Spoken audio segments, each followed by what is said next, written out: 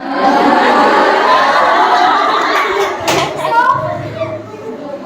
Condition मध्ये I just want to मी तुम्हाला सेल्फ लव्ह शिकवते रे बाळांनो. सेल्फ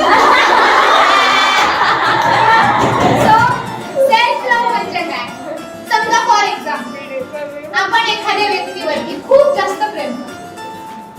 एखादी व्यक्ती, आपले आई, आपले बाबा, आपले हजबंड, बॉयफ्रेंड किंवा दादा, बरोबर ना? आपली अशी एखादी व्यक्ती असते आपल्या लाईफ मध्ये की आपल्याला ती व्यक्ती खूप इम्पॉर्टंट असते आणि आपण त्याच्यावरती खूप प्रेम करतो. जर ती व्यक्ती आजारी पडली तर तुम्ही काय करा? तुम्हाला काय वाटतं? त्याने गोळ्या वेळेवर खाल्ल्या पाहिजे, त्याने हॉस्पिटलला गेलं पाहिजे, त्याने सलाईन लावून घेतलं पाहिजे, त्याने जेवण व्यवस्थित केलं पाहिजे. किंवा आता समजा त्याच व्यक्तीने काहीतरी किडा केलाय, किडे केलेत आणि काहीतरी कांड करून तुमच्याकडे येऊन बसलाय, असं झालंय, तुम्ही काय म्हणता? जाऊ दे ना यार, कशाला टेन्शन घेतो, तू खुश राहा. बरोबर ना? हेच आहे की नाही आपल्या बाबतीत? आपला कुठला एखादा मित्र, मैत्रीण, बहीण, कुणीही असू दे, आपण सुद्धा आपल्या लाईफ मध्ये ज्यावेळेस खूप मोठी काहीतरी मिस्टेक करतो, वी लूज समवेअर, त्यावेळेस आपले पॅरेंट्स आपल्याला काय सांगतात? इट्स ओके यार, जाऊ दे, आमची इकडून एक मुलगी असतो, जाऊ दे, बरोबर गेला हा चान्स, ठीक आहे, नेक्स्ट आपण ट्राय करू. आता सुद्धा तुम्हाला ज्यावेळेस तुम्ही एक्झामिनेशन देताय त्यावेळेस तुम्हाला तुमचे पॅरेंट्स सांगत असतील इट इज ओके यार, इट इज टोटली ओके, जाऊ दे, नाही झालं तरी चालेल, पण तू खुश राहा.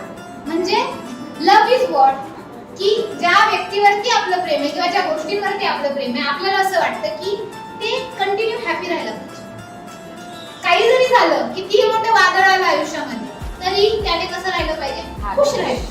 कसं राहिलं पाहिजे? खुश. मग आपण स्वतःवरती प्रेम करतो, असं #सेल्फ लव्ह. आणि ज्यावेळेस तुम्हाला टेन्शन येतं, तुम्ही स्वतःला समजावून सांगता it is okay, this was my last mistake, इथून पुढे मी कुठली चूक नाही करणार, सांगता.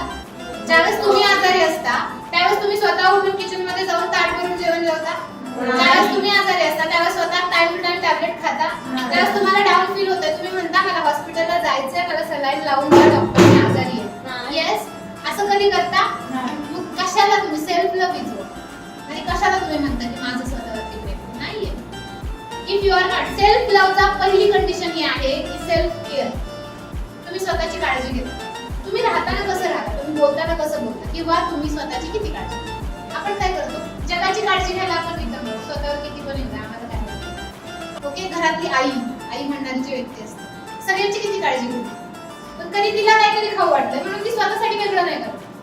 पण तिने स्वतःसाठी वेगळं केलं तर आपण लगेच 5 जण देतो, मला पण येत, मला पण येत. लक्षात आलं ना? So it is as like that. आपण कधी स्वतःवरती प्रेम केलेलंच नाही.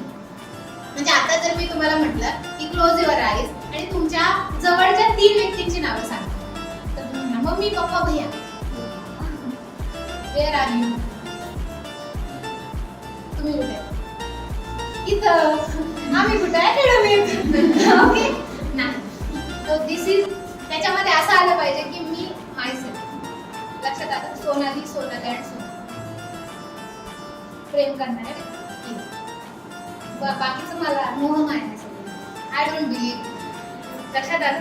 सो हे सगळे इमोशन्स जे सप्रेस होऊन एका नेगेटिव्ह गोष्टी, नेगेटिव्हच्या फॉर्मॅटमध्ये आपल्या ब्रेनमध्ये साठलेले असतात, ते बाहेर टाकणं गरजेचं आहे. त्याच्यासाठी आधी स्वतःवरती प्रेम करणं.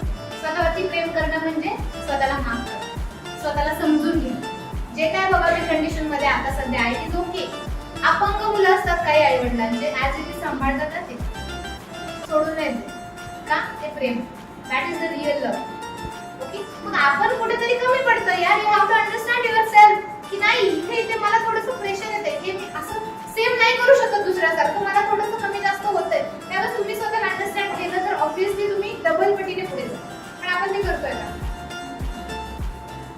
करतोय? नाही करत. So that's why. आणि कसं होतं, लहानपणापासून या गोष्टींचं प्रोग्रामिंग झालं, सगळ्यात मोठी चूक. लक्षात आलं? आता जे प्रोग्रामिंग आहे ते मोडून काढणं. लक्षात आलं? आता हे वय आहे तुमचं ह्या गोष्टीतून बाहेर पडण्याचं. उद्या झाड मोठं झालं आणि त्याला सुधारण्याचा प्रयत्न केला तर फांद्या तुटतात. लहानपणी आहे तोपर्यंत तुम्ही त्याला आकार देऊ शकता. लक्षात आलं? मोठं झाल्यावर आकार द्यायला गेल्यावर काय होणार? फांदी तुटणार आहे. लक्षात आलं? तोडायचं का आपल्या फांद्या? नाही ना. आताच आकार देणं गरजेचं. आता emotionally, physically, mentally you have to become very very very strong. आणि जे काय तुमच्या लाईफ मध्ये तुम्ही केलंय, जस्ट यू आर रिस्पॉन्सिबल. लक्षात आलं? सो करायची टेक्निक शिकवू मी तुम्हाला, सगळे फॉलो करणार. सेंटेन्स काय होतं, मी जे तयार केलं होतं की माझ्या मनामध्ये फ्युचर बद्दल इन्सिक्युरिटीज आहे. कदाचित ते माझ्या जेनेटिक्स मधून असेल, माझ्या वातावरणामुळे असेल, ओके, ज्याचा कळत नकळत परिणाम माझ्या स्वभावावरती, माझ्या मानसिकतेवरती आणि माझ्या विचारांवरती.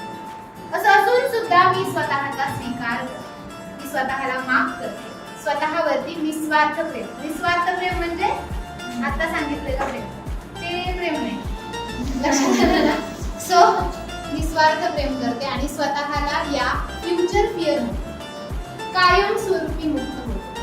एकाला छान म्हणते पॉझिटिव्ह आहे, we have to tap on आणि सगळं बाहेर काढायचं. ओके, व्हिडिओ बंद करा. प्रोसेस जर बाहेर गेली तर आमचं